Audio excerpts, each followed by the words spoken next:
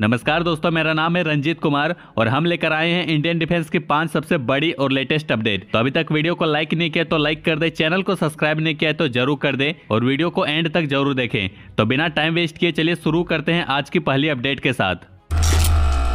2025 भारत के defence sector के लिए एक महत्वपूर्ण साल होने वाला है, जिनमें कई बड़े कदम और नए माइलस्टोन देखने को मिलेंगे। इस साल तेजस MK2 फाइटर जेट का प्रोटोटाइप रोल आउट होने की उम्मीद है, जो advance avionics, high weapon carrying capacity और नए सेंसर के साथ पुराने मिराज 2000, जैगवार और MiG-29 जेट की जगह लेगा। ये जेट भारत की एरोस्पेस कैपेबिलिटी में एक नई प्रोग्रेस दिखाता है। साथ ही इंडियन एयरफोर्स को तेजस MK1A जेट की पहली ऑपरेशनल बैच मिलने की उम्मीद है, जो AESA रडार और एडवांस इलेक्ट्रॉनिक वॉरफेयर सिस्टम के साथ कॉम्बैट रेडीनेस को मजबूत करेगी। सबमरीन प्रोग्राम में भी बिग प्रोग्रेस की उम्मीद है। प्रोजेक्ट 75I के तहत डीजल इलेक्ट्रिक स्कॉर्पियन क्लास और न्यूक्लियर पावर्ड SSN सबमरीन पर काम और तेज होगा। इनमें AIP सिस्टम का इंटीग्रेशन नेवी की अंडर वाटर कॉम्बैट कैपेबिलिटी को और बढ़ाएगा। इसके अलावा हाइपरसोनिक वेपन के विकास पर DRDO ज्यादा फोकस करेगा। हाइपरसोनिक ग्लाइड और क्रूज मिसाइल की सफल टेस्टिंग के बाद 2025 में इस टेक्नोलॉजी को ऑपरेशनल रेडीनेस की तरफ ले जाने की पूरी तैयारी है, जो भारत के डिटेरेंस स्ट्रेटेजी के लिए महत्वपूर्ण होगा। ड्रोन और UAV प्रोग्राम में भी बड़े एडवांसमेंट देखने को मिलेंगे। सर्विलियंस, रिकॉनेसेंस और कामिकेज ड्रोन जैसे इंडिजिनियस प्लेटफॉर्म के डेवलपमेंट पर रक्षा मंत्रालय का ज्यादा ध्यान होगा। प्राइवेट इंडस्ट्री और स्टार्टअप के साथ कोलैबोरेशन इनोवेशन को और तेज करेगा। ये सभी इनिशिएटिव भारत के मेक इन इंडिया मिशन को समर्थन देता है और देश के डिफेंस मैन्युफैक्चरिंग को स्ट्रॉन्ग बनाती है। ओवरऑल 2025 भारत के डिफेंस सेक्टर के लिए नई सक्सेस सेट करेगा, जिनमें एडवांस टेक्नोलॉजी, इंडिजिनस मैन्युफैक्चरिंग और स्ट्रेटेजिक कैपेबिलिटी को बढ़ावा मिलेगा। ये सक्सेस भारत को न सिर्फ अपने डिफेंस सेक्टर में मजबूत करेगा, बल्कि ग्लोबल डिफेंस मार्केट में एक नई की प्लेयर बनाएगा।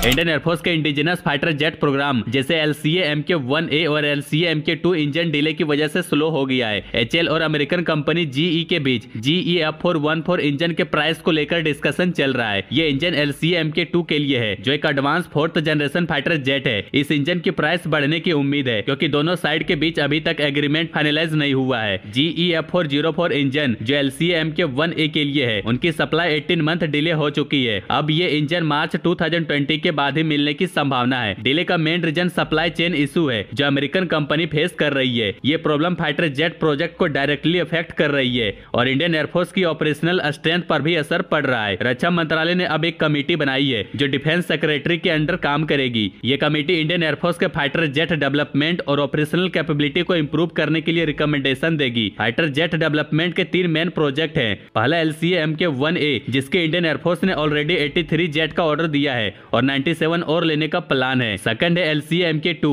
जो एडवांस डिजाइन और GE F414 इंजन का इंतजार कर रहा है। और तीसरा है AMCA, जो इंडिया का future 5th generation steel fighter jet है, जो अगली कई डिकेड्स तक इंडियन एयरफोर्स का मेन स्टे होगा। इंजन सप्लाई डिले और प्राइस इशू ने प्रोजेक्ट को स्लो कर दिया है। ये चैलेंज इंडिया के इंडिजिनस फाइटर प्रोग्राम के लिए एक बड़ी रुकावट बन रहा है, लेकिन ये development long term defence strength के लिए जरूरी है।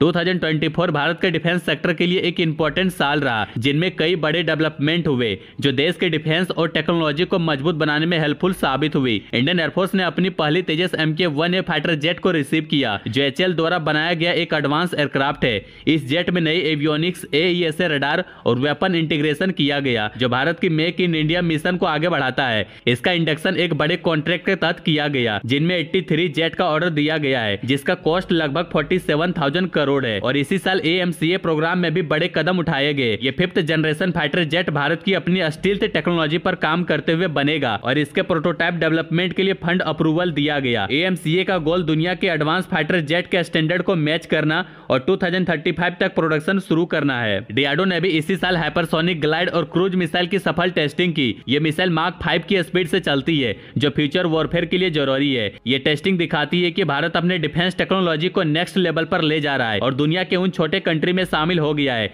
जो हाइपरसोनिक टेक्नोलॉजी पर काम कर रही है। इंडियन नेवी ने भी मॉडर्नाइजेशन में तेजी दिखाई है। NS विंध्यागिरी को सर्विस में शामिल किया, जो एक प्रोजेक्ट 70A स्टील फ्रिगेट है। इसके अलावा AIP टेक्नोलॉजी वाले नए सबमरीन के लिए एग्रीमेंट फाइनलाइज किए गए। ये कदम भारत के मैरीटाइम सिक्योरिटी को बढ़ाने के लिए इंपॉर्टेंट है, क्योंकि ये रीजन में सिक्योरिटी चैलेंज के बीच एक स्ट्रेटेजिक एडवांटेज देगा। नेशनल एरोस्पेस लेबोरेटरी ने भी इंडिजिनस कामिकेज ड्रोन को अनवील किया, जो 1000 किलोमीटर तक ऑपरेट कर सकता है और अपने लो कॉस्ट और प्रिसीजन स्ट्राइक कैपेबिलिटी के लिए जाना जाएगा। ये ड्रोन्स मॉडर्न बैटलफील्ड में एक इफेक्टिव और कॉस्ट इफिशिएंट सॉल्यूशन है जो भारत को ऑटोनोमस वॉरफेयर में आगे बढ़ाता है। ये सब डेवलपमेंट भारत के डिफेंस कैपेबिलिटी को मजबूत बनाने और सेल्फ रिलायंस को बढ़ावा देने के लिए एक बड़ी जीत है।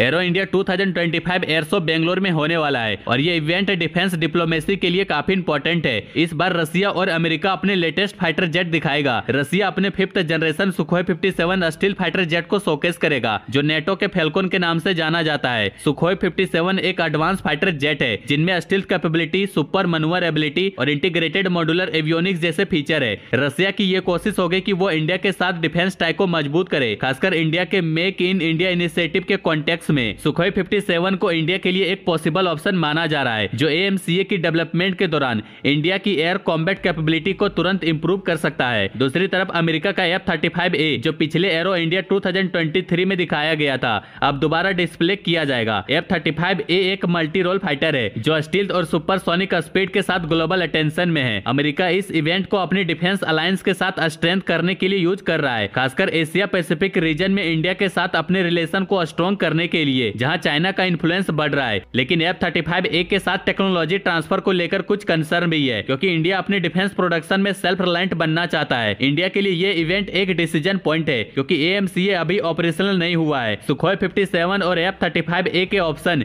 इंडिया के लिए इंपॉर्टेंट हो सकता है। एरो इंडिया 2025 न सिर्फ एयरक्राफ्ट दिखाने का मौका होगा बल्कि टेक्नोलॉजी ट्रांसफर, ज्वाइंट वेंचर और डिफेंस स्ट्रेटजी पर हाई लेवल डिस्कशन होगा जो इंडिया के फ्यूचर डिफेंस डिसीजन को इन्फ्लुएंस कर सकता है।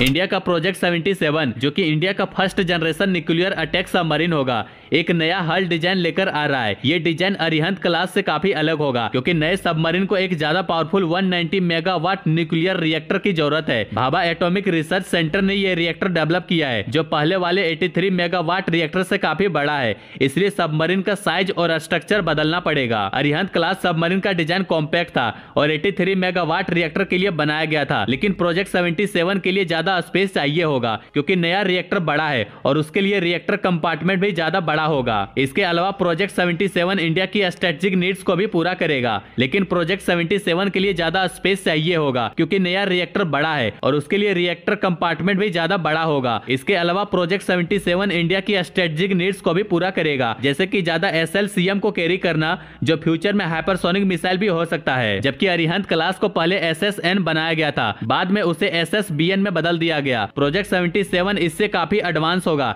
इनमें नए डिजाइन और कैपेबिलिटी होंगे जो इंडिया की न्यूक्लियर डिटेरेंस को मजबूत बनाएगा। नए हल डिजाइन का मतलब सिर्फ साइज बदलना नहीं है बल्कि कई इंप्रूवमेंट्स किए जाएंगे। सबमरीन का हल ऐसे डिजाइन होगा कि उसकी स्पीड और स्टील्थ इंप्रूव हो जिससे दुश्मन के डिटेक्शन से बच सके। हल कोटिंग्स और नॉइज डैम्पनिंग मेजर्स यूज किए जाएंगे ताकि सबमरीन बिल्कुल साइलेंट रहे और डिटेक्ट ना हो। मॉड्यूलर बल्क हेड का यूज होगा जो नए सिस्टम जैसे सोनार, नेविगेशन और कम्युनिकेशन के इंटीग्रेशन में हेल्प करेगा। ये सारे अपडेट प्रोजेक्ट 77 को काफी एडवांस और पावरफुल बनाएगा जो इंडिया के अंडर वाटर डिफेंस कैपेबिलिटी को एक नई ऊंचाई पर ले जाएगा। इंडिया के मिलिट्री मॉडर्नाइजेशन पर अपडेट्स के लिए बने रहिए।